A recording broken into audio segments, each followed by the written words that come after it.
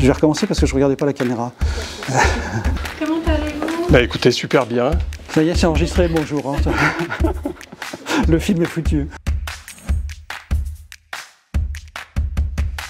Alors bonjour, je suis Nicolas Lemoine, je suis un des deux directeurs académiques du programme. Je suis professeur de management et de leadership, j'enseigne dans de grandes écoles, dont l'Institut Mines Télécom Business School. Et j'ai un passé beaucoup moins sérieux, qui est un passé dans le monde de la tech, où j'ai fait de la recherche, puis du développement, et j'ai fini en pilotant quelques grandes entreprises dans le monde des technologies. Alors bonjour à tous, je m'appelle Laurent Camus, moi je suis l'autre directeur pédagogique de ce programme avec Nicolas. Je suis actuellement consultant, formateur en leadership et en management, mais j'ai eu une carrière plutôt technique dans une grande partie de ma vie. Je suis ingénieur de formation, j'ai fait 25 ans dans la technique à différents postes de responsabilité. J'ai ensuite complètement commuté, je suis passé aux ressources humaines et pendant 15 ans je me suis occupé de formation, développement et d'engagement des employés. Donc j'ai eu la chance de voir à travers 3 grandes entreprises internationales les deux facettes, au moins 2 facettes dans l'entreprise, la partie technique et la partie ressources humaines.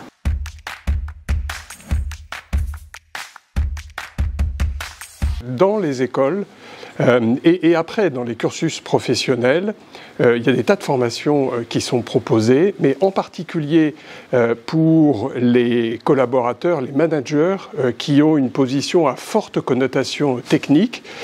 Il y a une confusion des genres qui est souvent pratiquée, qui est la suivante. Parce qu'on a une expertise technique, on est forcément un bon manager. À mon avis, c'est une considération qui est erronée et il me paraissait intéressant de pouvoir proposer dans ces environnements à forte connotation technique, que ce soit le digital, mais aussi, pourquoi pas, la finance, le juridique, de proposer une formation spécifique on va dire, aux catégories d'experts.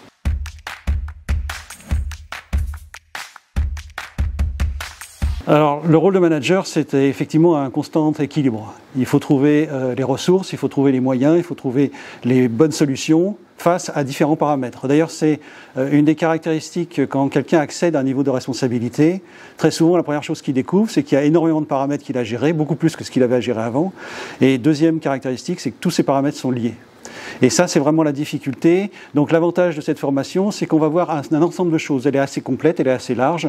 Ça va permettre aux managers, aux participants, de voir un petit peu tous les aspects et non pas de se concentrer sur un aspect pour trouver une solution.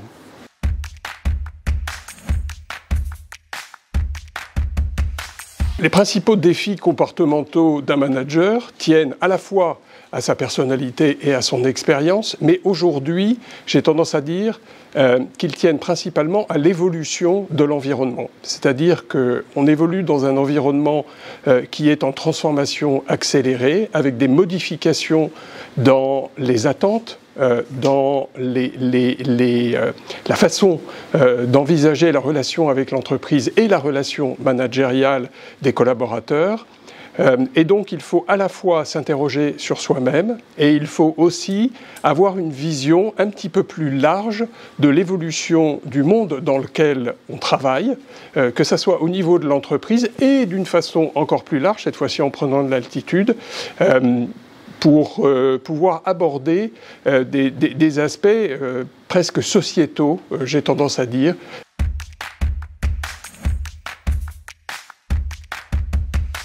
Alors on a essayé avec Nicolas d'utiliser plusieurs outils, plusieurs moyens. Il y a une partie académique évidemment pour essayer de comprendre un peu la théorie et puis les outils qui sont associés au management.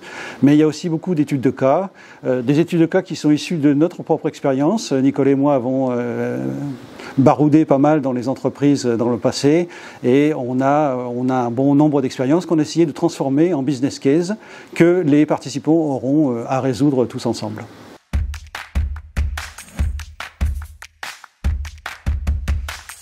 Oui, les décisions difficiles, j'en ai prises dans ma carrière plusieurs fois, de nombreuses fois, et c'est probablement les décisions qui sont les plus désagréables à prendre.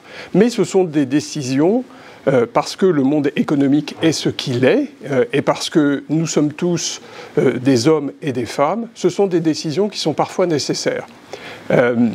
Il y a une confusion qui est faite de façon assez fréquente. Prendre une décision difficile doit forcément être fait de façon désagréable. Je considère personnellement qu'on peut prendre une décision difficile tout en restant humain, tout en faisant preuve d'humanité et en considérant les impacts personnels, les impacts pour un département, les impacts pour une entreprise. Donc, ce que l'on propose dans le programme, c'est aussi, il n'y a pas que ça, mais c'est aussi d'aborder ces sujets qui peuvent être des sujets délicats.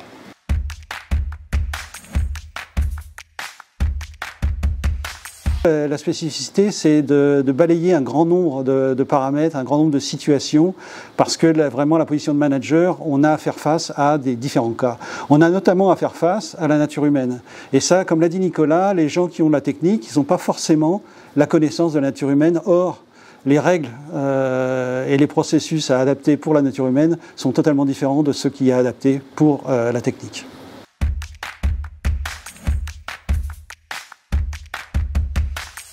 Pour moi, ce sont les managers ou futurs managers qui aujourd'hui ont une dimension très forte dans la technicité de leur métier. Alors on peut parler des ingénieurs, mais aussi on peut imaginer des financiers, on peut imaginer des juristes, qui sont tous des experts dans leur domaine, et qui, à un moment donné, parce que l'évolution des entreprises veut ça, pour grandir à l'intérieur de leur organisation, vont être appelés à prendre des responsabilités managériales.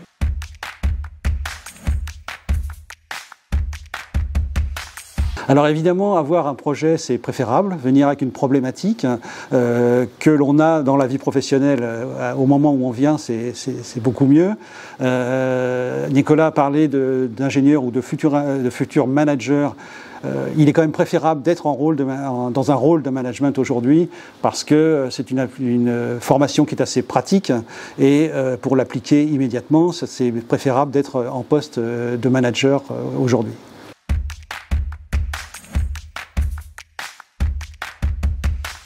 Le premier résultat concret, selon moi, c'est la confiance. La confiance en eux, la confiance dans leur capacité à manager une équipe, la confiance aussi dans le regard qu'une équipe va pouvoir porter sur eux. Donc cette notion de confiance, elle est fondamentale. On pourrait presque dire qu'elle est le fil rouge de l'ensemble du programme. On veut leur donner confiance, on veut leur dire devenir manager, devenir potentiellement un leader, c'est quelque chose qui est accessible. C'est assez génial. Moi, j'ai adoré manager des équipes. Ça n'a pas toujours été facile. Et le programme va leur donner confiance dans leurs capacités et va les aider à entreprendre cette démarche ou à solidifier, s'ils sont déjà managers primo-accédants, va les aider dans la gestion de leurs équipes au quotidien.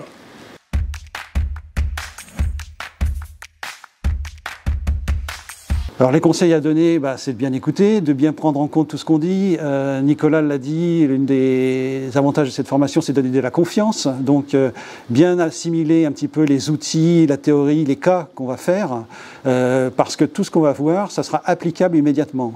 Si vous avez des problèmes avec votre équipe, si vous avez des problèmes avec des individus, vous allez pouvoir appliquer immédiatement ce qu'on va vous enseigner. Donc le meilleur conseil, c'est effectivement de bien mémoriser et de voir la côté pratique des business cases ou des situations qu'on va proposer aux participants.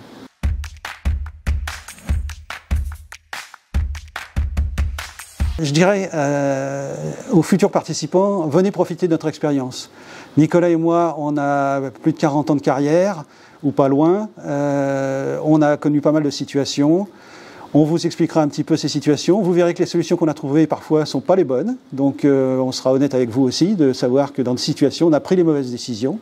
Donc le meilleur conseil que j'ai, c'est de venir et de profiter de cette expérience. Il ne faut pas avoir peur du management. Le management, c'est quelque chose qui s'apprend, qui se pratique. Il faut oser. Cette formation a aussi le mérite de permettre aux participants d'être dans un environnement qui est sécurisé, c'est-à-dire que c'est un environnement qui est sans jugement. Donc voilà, venez. En plus, dernier mot, il y aura du fun. On apprend mieux en s'amusant et je ne vous révélerai pas les secrets, mais il y aura un certain nombre de surprises dans la formation.